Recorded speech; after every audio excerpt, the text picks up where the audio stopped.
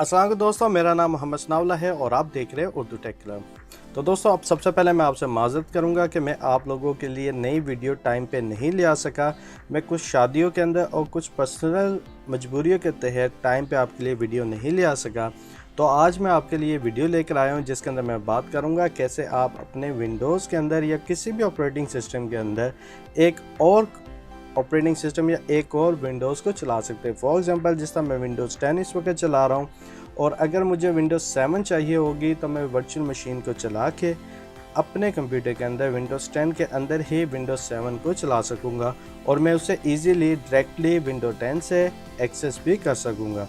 तो दोस्तों, इस वीडियो को एंड तक देखिएगा ताकि मैं आपको बता सकूं कि आप कौन कौन से वर्चुअल सॉफ्टवेयर यूज़ करके अपने कंप्यूटर के अंदर एक और ऑपरेटिंग सिस्टम को भी यूज़ कर सकते हैं।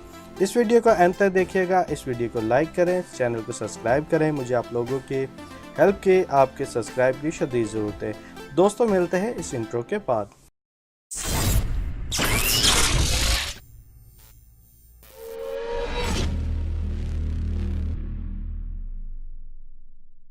तो दोस्तों, जैसे कि आप मेरे स्क्रीन पर देख रहे हैं कि इस वक्त 3 मुख्तलिफ आइकन हैं।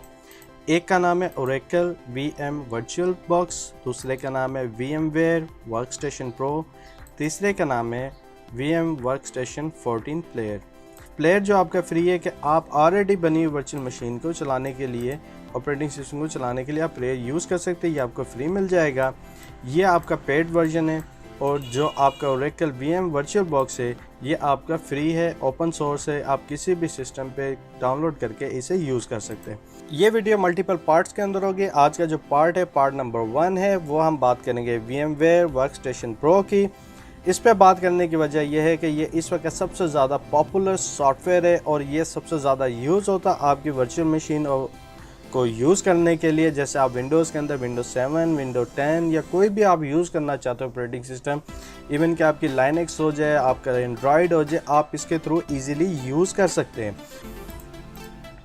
तो सबसे पहले आपने जाना है VMware वर्कस्टेशन प्रो के अंदर और आप ये लिंक डिस्क्रिप्शन में मैंने दे दिया है, वहाँ से आप डाउनलोड करके इंस्टॉल कर सकते हैं। ट्रायल वर्जन आप इंस्टॉल करें, अपनी वर्चुअल मशीन बनाएं, उसके बाद आप प्लेयर को यूज़ करके लाइफ टाइम चला सकते हैं। तो जैसे आप इसे ओपन करेंगे, आपकी विंडो यूजुअली कुछ इस तरह की होती है, ब्लैंक होती है और लेफ़्ट साइड आपकी ब्लैंक होगी और फ्रंट के ऊपर लिखा होगा create new virtual machine, open virtual machine या connect to remote server. For example, जैसे विंडोज़ मैंने 7 यहाँ इंस्टॉल की हुई है और मैंने इसे फ़िलहाल पावर ऑफ किया हुआ है, इसे सस्पेंड किया हुआ। अगर मैं इसे चलाना चाहूँ तो देखें, जैसे मैं power on this virtual machine करता हूँ तो ये ऐसे यूज़ होगा जैसे कि आप कंप्यूटर ऑन करते हैं, कंट्रोल आल्ट की मैं इकट्ठी प्रेस करके माउस को बाहर ले आ सकता हूँ। अगर देखें मैं मूव नहीं कर सकता, माउस गायब हो जाता है, तो उसको शो कराने के लिए कंट्रोल प्लस आल्ट में इकट्ठा दबाऊँगा तो मेरा आइकन आ जाएगा। तो देखें, विंडोज़ 7 मेरी लोड हो गई है और लोड भी विंडोज़ 10 के अंदर हुई है। और इवन के सम टाइम मैंने विंडोज़ 7 की वर्चुअल मशीन का यूज़ करते हुए आपके लिए ट्यूटोरियल बनाए, जिनमें से सबसे पॉपुलर जो था मेरा वो VLC मीडिया प्लेयर के हवाले से था, जिसमें मैंने आपको मुख्तलिफ ट्रिक्स बताए कि ऊपर आपको राइट कॉर्नर के अंदर आई का आइकन आ रहा होगा जहां से आप VLC के ट्रिक्स को वीडियो देख सकते हैं। तो सम टाइम आप चाहते हैं कि आपके जो विंडोज़ और विंडोज 10 में आए और आपका वर्चुअल मशीन का जो बॉर्डर वगैरह गायब हो जाए, तो इसके लिए एक बटन होता है यूनिटी का। आप इंटर यूनिटी मोड में आप जाएं, जैसे आप क्लिक करेंगे आपके जितने भी वो विंडोज़ जो विंडोज़ 7 के अंदर थी वो ऑटोमेटिकली आपके सामने आ जाएंगी। आप एज ए विंडोज 10 के यूज़ कर सकते हैं, लेकिन ये विंडोज़ 7 चल रही है। फॉर एग्जांपल, मैं कोई फाइल ड्रैग एंड ड्रॉप भी करता हूँ तो फाइल ऑटोमेटिकली उसके अंदर आ जाएगी। और जब भी मुझे इस मोड से बाहर आना होगा तो मैं क्या करूँगा, मैं जाऊँगा VMware वर्कस्टेशन के अंदर, यहाँ एग्जिट यूनिटी करूँगा और उसी तरह मेरी विंडोज़ 7 दोबारा अपनी ओरिजिनल हालत में आ जाएगी। इसके अलावा मैं कोई भी वीडियो, कोई भी फाइल्स को इधर से ड्रैग करके इधर ड्रॉप कर सकता हूँ और इधर से दोबारा इधर भी डाल सकता हूँ। तो ये कोई लिमिटेशन, कोई प्रॉब्लम नहीं है। आप एज ए कॉपी पेस्ट भी करा सकते हैं अपने टेक्स्ट को, कोई वीडियोज़ को कॉपी पेस्ट करा सकते हैं। ये सारी चीज़ें विंडोज 10 और इस ऑपरेटिंग के साथ अटैच हो जाएंगी, आपको प्रॉब्लम नहीं होगी। इसके अलावा सम टाइम ऐसा होता है कि आप चाहते हो कि आपकी जो भी ऑपरेटिंग सिस्टम जिस तरह विंडो हाइबरनेट करते हैं वैसे ही स्टक हो जाए, वहीं रुक जाए जहां आपको चाहिए, तो आप क्या काम करते हैं, आप जाते हैं यहाँ ड्रैग एंड ड्रॉप में, यहाँ से आप कर देते हैं सस्पेंड गैस को। जैसे आप सस्पेंड गैस करेंगे, आपके जो ऑपरेटिंग सिस्टम है वो वहीं उसी हालत में स्टॉप हो जाएगा जहां आपने लास्ट उसे छोड़ा था।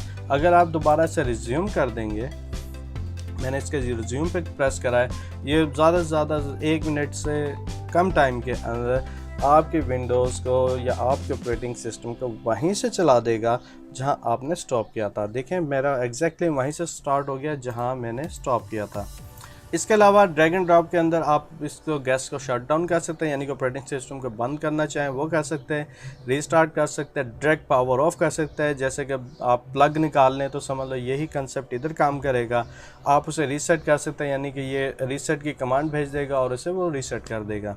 यहाँ मैं जाता हूँ, मैंने एक काली लाइनक्स भी की हुई है। समटाइम मुझे कुछ डिबगिंग या ऑप्टिमाइजेशन करनी होती है तो मैं उसे यहाँ से डायरेक्ट चला भी सकता हूँ।